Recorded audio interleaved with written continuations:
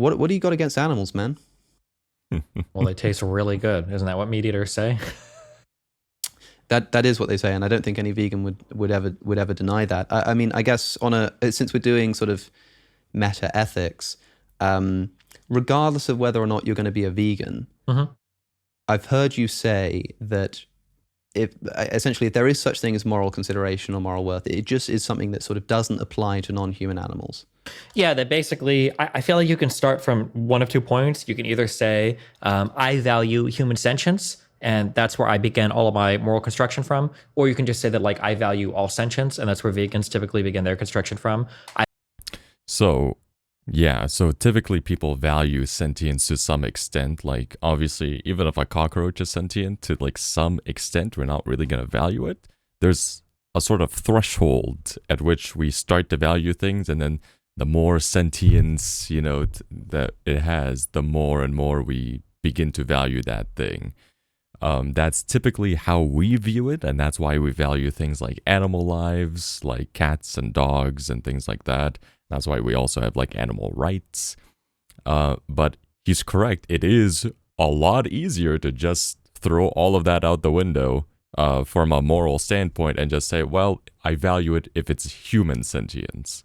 I don't think there's necessarily a good argument for one or the other, because I don't agree there. I view these as being very foundational statements, and being a little ethical anti-realist means I can pick whatever one makes me feel better. So by saying that these are like foundational statements, you actually avoid the entire question altogether of like, well, why should we pick one foundational statement over the other? Because otherwise, one person could say murder is wrong, and I could say, well, actually, no, I think murder is actually terrific, right? And then and if they try to argue with me, I'll be like, well, I think these are two like both foundational statements. Like, I don't think you can make an argument that yours is correct and mine is wrong. And technically would be correct, but it's dodging so much substance there. So yeah, I don't know. Yeah, that's basically where I'm. And what is it that you happen to value? The human sentience, basically. Yeah. Human sentience. So does that mean? Can you just like define human sentience? That the human brain seems to produce some conscious experience that I would call a human conscious experience. Yeah. Okay, is that true of all human beings? Probably not. I could imagine somebody having enough of their brain removed such that they don't have that experience anymore. It's probably possible. But like, would you still sort of value their sentience insofar as they have it, just because they're human beings? No, if they're not having a human conscious experience, probably not. So, for instance, I could.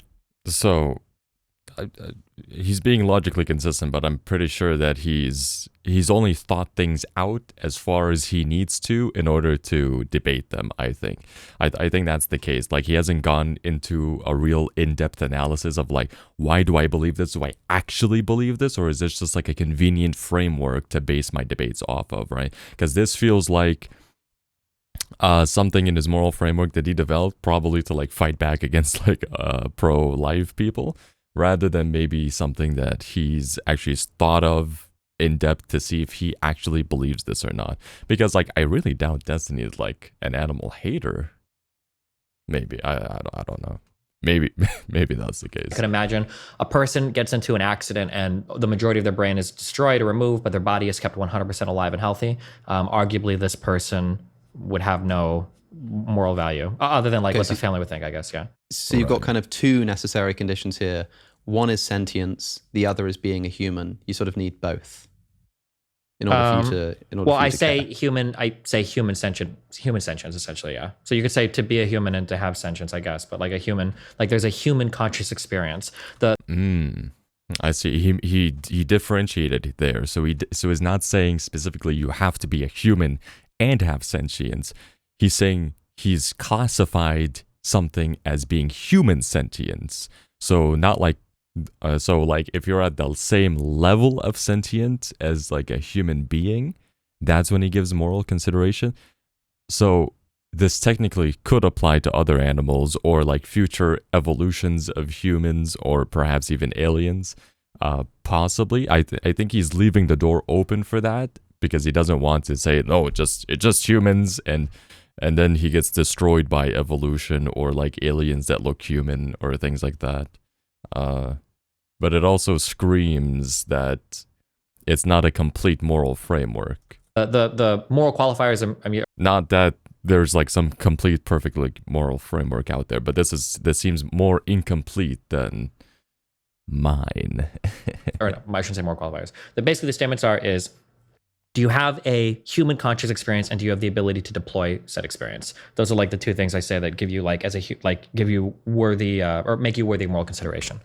And so you have to be careful with what it means to be able to deploy it. If you're sleeping, are you able to deploy it? Like, I guess if somebody wakes you up, if you're in a coma and you're going to wake up in 3 months, are you able to deploy it? If you're in a coma and you will never wake up again, obviously then you will never be able to deploy it, right? But we know what's in the white and what's in the black, but there's this gray area now where people are going to try to fight you on it, especially in case of abortion. So somebody that like has their brain destroyed or is dead, for instance, like a human body that might have a full brain, doesn't have the capability to deploy a human conscious experience, so they have no moral consideration. Somebody who's sleeping does. You can wake them up.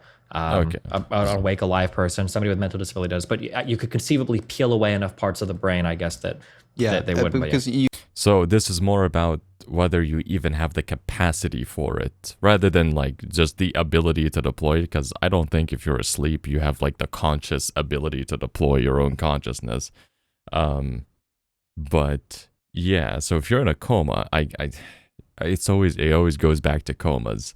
But yeah, I'm not sure if he would argue you have the ability just because you'll eventually wake up from the coma, or if you have the ability because you have the faculties there, theoretically, to regain consciousness if you were to wake up from the coma. you can have sentience without human beings, and you can have human beings without sentience, right?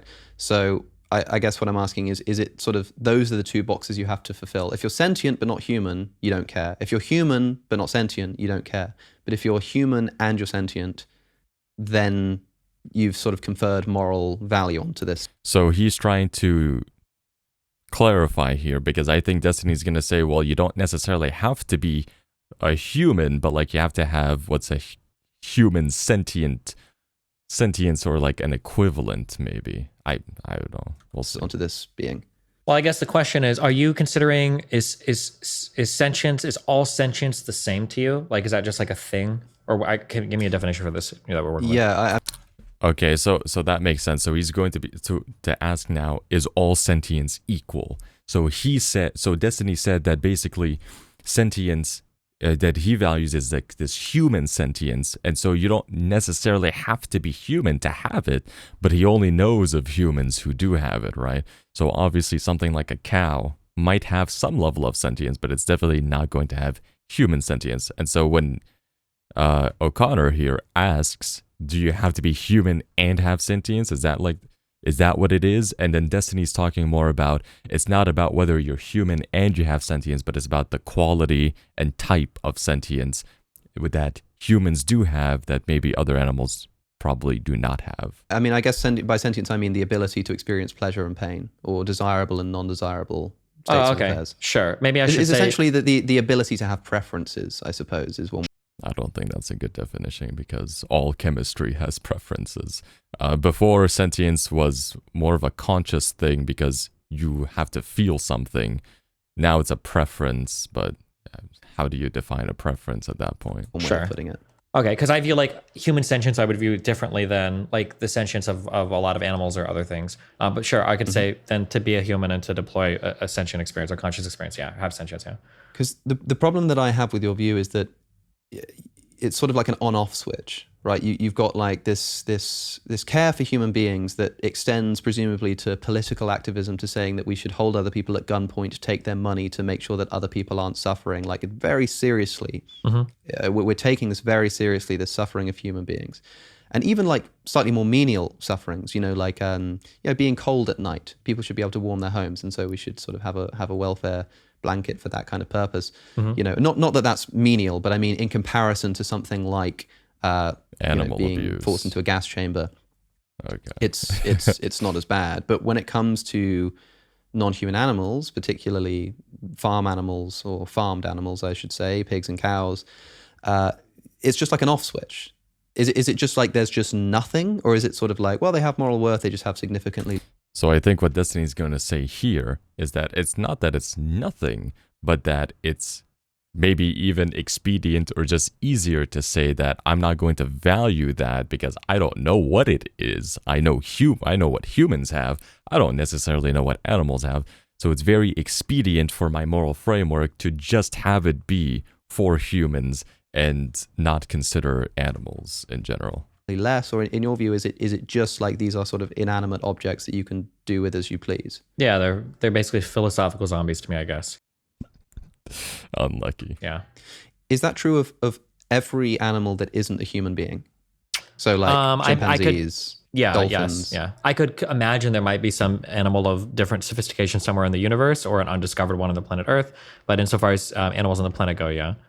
So wait, so it's So again, this is tying back to him not tying his value to you being human and having sentience, but this idea of there being like a category of sentience that he says is like human sentience. And so he's saying that of all the animals on Earth, he doesn't find any of them having what he considers to be human sentience. Of course, we'd have to define this and then find some way to measure it, and this is obviously all going to be a little subjective, but morality, okay? But he's saying it is possible he can imagine like some alien species with intelligence and sentience that he would consider comparable enough to human sentience that he might give some moral consideration. it's about sophistication. Or something like there could be like other types of animals in the universe that have like a conscious experience, I guess, that is similar enough to like a human being or something. Okay. Yeah. I'm just better. The reason why I see it as problematic to have it as sort of a binary on and off rather than something like a scale of gradation is because all life on Earth exists on a scale of gradation. That is, like, no species has ever given birth to a new species. So, of course, like, many animals have died in the history of planet Earth, but they all lived at some point. So, you know, your parents were humans, their parents were humans, their parents were humans, their parents were humans. You go back a few 100,000 years, you've got different, well, this would be sort of pre-human, but, you know, there were different species of humans at first, and then you go back far enough, a couple 100,000 years, and you're looking at sort of apish creatures that are more resemble something like a chimpanzee than they do a modern Homo sapiens. Right. And you go further back and you get to a fish, right? But there's no sort of like distinct boundary here. Every single animal gave birth to the same species. There were sort of such minor changes that over, you know, billions of years of evolution, we get human beings. The problem is that in principle, if you're just going to say, yeah, human sentience, human experience, human beings, they matter, and any other animal does not.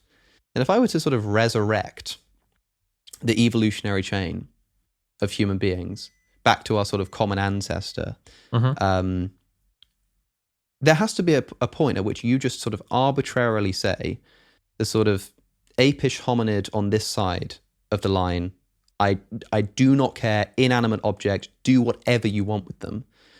And the sort of identical creature on the other side of the line, human being, sentience, care about, want to sort of hold people at gunpoint to make sure. So he's attacking Destiny because Destiny has created this category of consciousness that seems to be black and white. There doesn't seem to be like a scale or like normal morality does. Most people have like a scale of it, right? Like killing a human is really, really bad. Killing a dog, that's bad, but like nowhere near as bad as killing a human, right? So we have like this scale that like it goes up with sophistication, we'll say.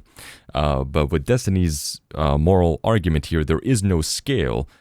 Like he said, most animals are just philosophical zombies, and humans are the only ones with moral consideration. So he's attacking this. Sure that they don't get cold at night. That to me seems like an entirely untenable position. Why is that untenable? Okay.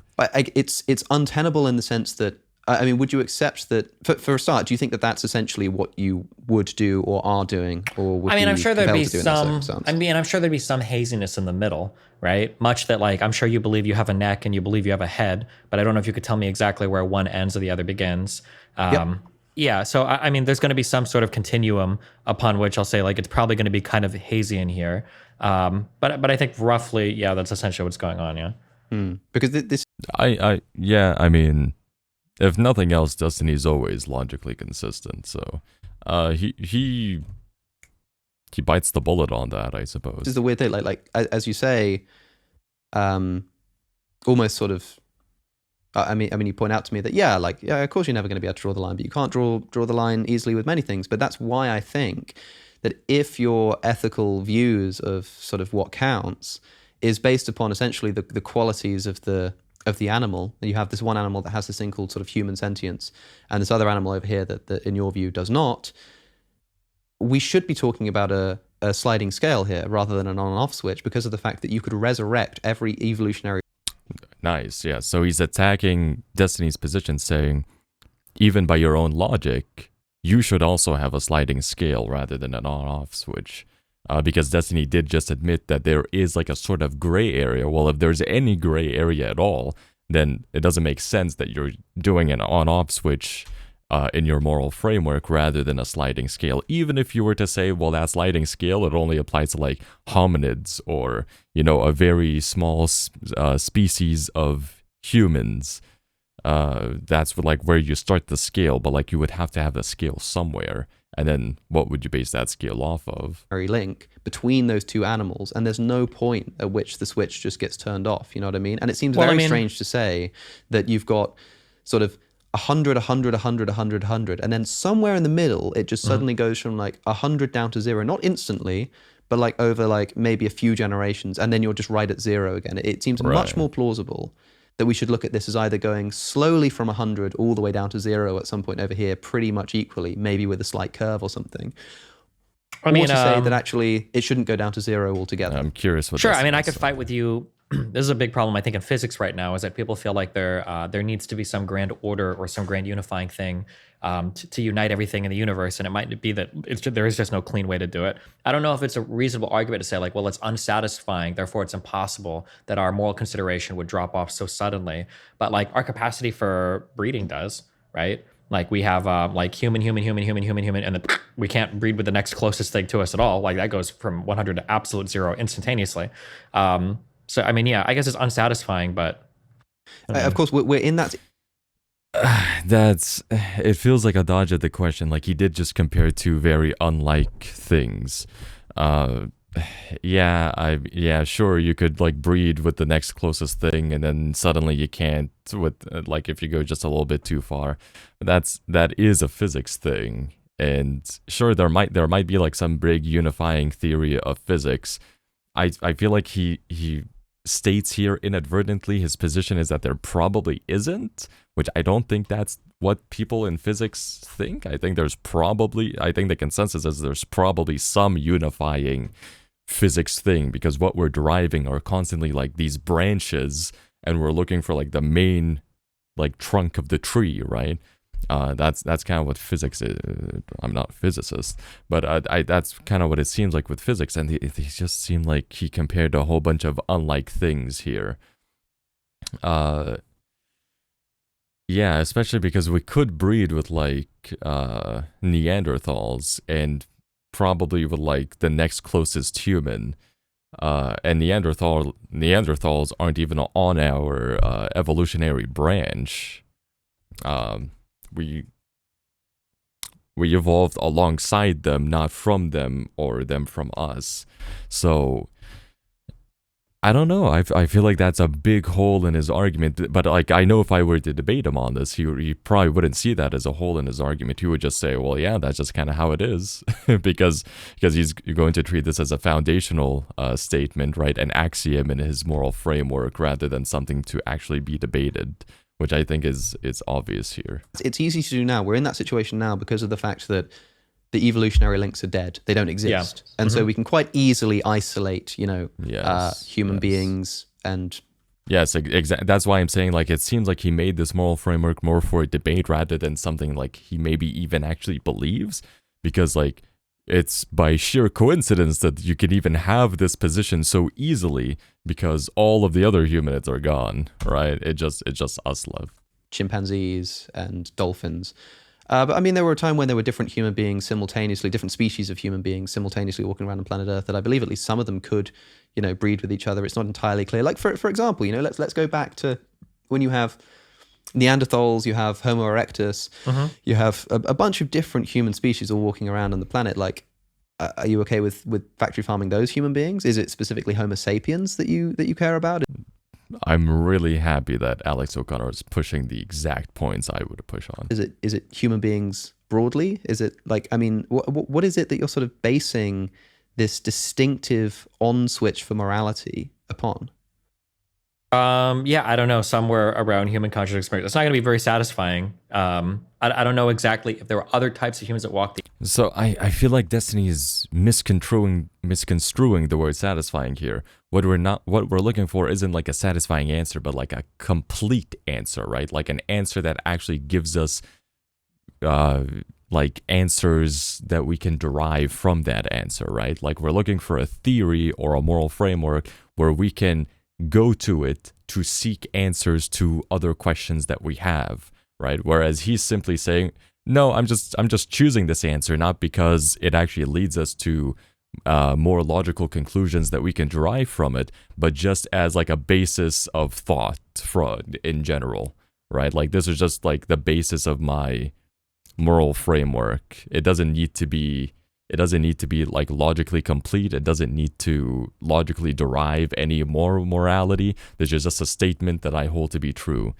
And I don't know. It's not that it's unsatisfying, it's that there's very little utility in it, right? There just is no utility. It's almost like the Bible at this point, right? You just kind of read it, you get some spirituality from it or whatever, and you can even debate that maybe you want things to be this way or not, but you could never debate whether it's true or not. And in this case, he's really like put the pedal to the metal on in that aspect, where it seems like you could never convince him out of this position because it was not a position to debate to begin with. To him, it seems like morality is something that shouldn't even need to be debated. This is just something that you will select your moral axioms and then that's it, which would be very disappointing, not just unsatisfying. The earth, I think it would be pretty difficult to do it, but I don't think that a vegan justification other types of humans that walk the earth, I think it would be pretty difficult to do it, but I don't think that a vegan justification of saying like, well, we ought to value all sentience, I mean, I feel like that's about as arbitrary. Like why value the sentience of animals over like the existence of nature? Like why not the grand beautiful structure of a tree versus like the sentient mind of like an animal? Why ought one be valued over another? Well, that's not really what it says. You can still value nature. Like that could be part of your moral framework in a completely different way, while valuing I can't even say the word anymore. While valuing something like consciousness on like a different scale or a different way, right? Like why would, like obviously if you chop down a tree, nobody's getting hurt. Like nature might be, getting hurt, but no one is feeling that pain, right? So you wouldn't necessarily directly compare these two. Plus, I feel like he's also misconstruing the argument that vegans might have. I'm not a vegan, so maybe I'm wrong, but I think vegans are not saying that there isn't like a slider, right, that says, you should value humans more than like a dog or a cat. I don't think vegans are necessarily saying that. All vegans are saying is, when on this sliding scale, should we then stop killing, stop eating, stop hurting, and actually value to a higher extent the sentient experience that is occurring, right? They're like, most people are going to say like, oh, well, like it's roughly at human level, maybe. And then vegans are like, no, I want to bring that down here to like the animals that we eat, right? Well, most humans will probably say like human level, maybe dog, cat level. And then they'll say, well, like also chickens and cows and pigs and things like that. Birds, even though birds would be like way low on that scale. But yeah, I think he's misconstruing that because he's making it seem like vegans are also an on and off switch and they just turn it off at sentience, whatever that would mean, when that's not necessarily the case. I feel like fundamentally it's all kind of a bit arbitrary, so. Potentially, but surely sort of valuing the sentience of a non-human is much closer to valuing the sentience of a human than it is to valuing something like the existence of nature. Right, so he's saying yeah, that it might be arbitrary, but it's more logically consistent. It's more like it makes more sense. It fits better with the facts to have a sliding scale, even if that sliding scale is somewhat arbitrary, than to have an on and off switch that only turns on for humans. They're much closer to each other. I And mean, so if I speak to someone like yeah. you who says, well, I actually do have this intuition that human beings matter, and I say, why is that? And you say, because they have this thing called human sentience. And I say, well, there's this thing that other animals have that's a bit like that, which would be like animal sentience, Right. which I think maybe should count too. And you say, well, that's arbitrary, because why don't I care about, nature and the trees? I'm like, well, that's wildly different to the thing that we're talking about. I'm saying that there's something that seems very similar to what's going on in the human brain, in other human brains. And in fact, again, on an evolutionary trajectory, it wouldn't really make sense to say that the consciousness that evolved in human beings is just of a completely different kind and quality to the consciousness that it evolved in other animals. Like, that just sort of doesn't make evolutionary sense. I mean, we can say it doesn't make would sort of evolutionary sense, but I mean, randomly like, occur. if you look at the progress of humans on the planet, it is distinctly unique compared to every other species on Earth, right? Nobody's even close to anything. I don't think any other creatures even really have developed language or the capacity for language like humans have. I mean, not like humans have, but dolphins, kinda ish. Sure. I guess. Some things can use crude words to describe things, but in terms of like being able to imagine things that are not, being able to express a negative, like these are The ability to abstract is often pointed as one Yeah. of the distinctly human. And it's human not even features. things that like exist in a gradient. It's like, this is, I don't know what it was or how. Maybe it's the Prometheus alien guys came down or whatever. But like, this is like a switch that flipped for human minds. It just doesn't exist at all in any other creature on the planet. Again, I guess like I can understand it being unsatisfying, and we can even appeal to intuition.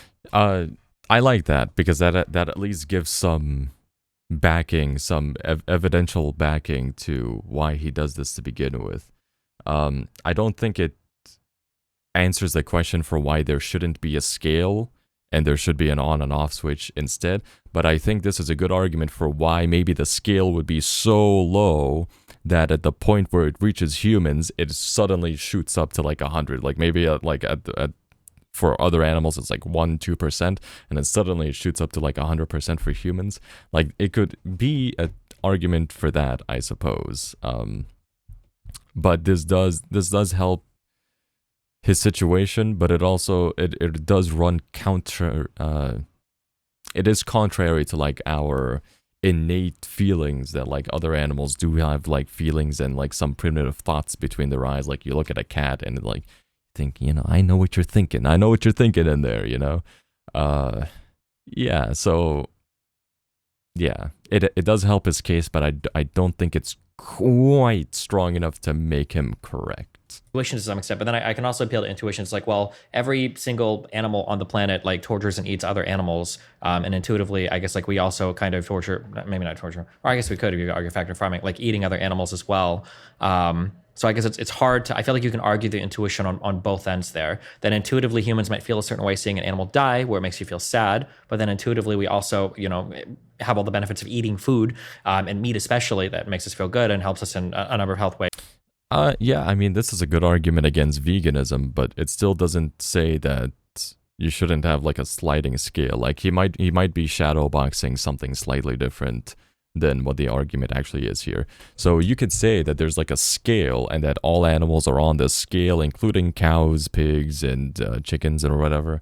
But then you could also say, but because I value human sentience so much more, that I consider it fine if for the continuation of human sentience, you end up devouring things lower on the scale to keep yourself alive. But then that probably wouldn't extend to torture, right? So some people, they're not like vegans, they're like, all eat meat, but that doesn't mean I want these animals to be tortured in like factory farms, right? So he's not really addressing those people. Ways. So I feel like appealing to intuitions there is very difficult as well. I mean, if I were to grant you that, it certainly wouldn't justify sort of any treatment of other animals. I mean, you could say, yeah, well, animals sort of predate on each other, fine, but they don't sort of lock each other into cages and put them in gas chambers. That would be a very weird and inhuman thing to do. And I don't mean in the moral sense. I mean inhuman in the sense of what human beings naturally do. Did you enjoy that clip? Yeah, human beings naturally put each other in gas chambers.